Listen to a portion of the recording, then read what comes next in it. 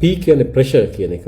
ඒකෙන් කියන්නේ යම්කිසි තුවාලයක් මතට pressure එක නැත්තම් පීඩනය දෙනවා නම් ආයි උදාහරණයකට කකුලේ දියවැඩිය තුවාල වගේ දෙනකොට හිරිය තියෙන හින්දා අපි දන්නේ නැතුව පීඩනය දෙන්න ඉඩ අරිනවා. රිදෙන්නේ නැහනේ. රිදෙන්නේ නැති නිසා.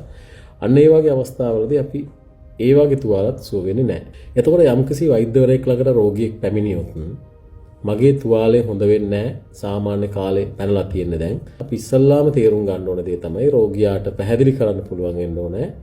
මේ තුවාලේ හොඳ වෙන්නේ නැති වෙන්න හේතුව. එහෙම නැත්නම් අපි තුවාලේ බාර ගන්නවා නැත්නම් තුවාලයට ප්‍රතිකාර කරන්න පටන් ගන්නවා මොනවද කරන්නේවත් කියලා දන්නේ නැත්නම් තුවාලේ කුමන අවස්ථාවේද තියෙන්නේ. සුව වෙන අවස්ථාවේද පැතිරෙන අවස්ථාවේද කියලා කියන්න දන්නේ නැත්නම් අපි. එහෙම නැත්නම් අපිට බැරි නම් මේ තුවාලය හොඳ වෙන්නේ නැති වෙන හේතුව මේකයි කියලා කියන්නේ. අපිට මේ තුවාල ප්‍රතිකාර කිරීමේ කාරණාව ඉෂ්ට කරන්න බැරි වෙනවා. ඒකෙන් වෙන්නේ රෝගියාට හෝ වෛද්‍යවරයාට කියන දෙන්නටම අවඩක්.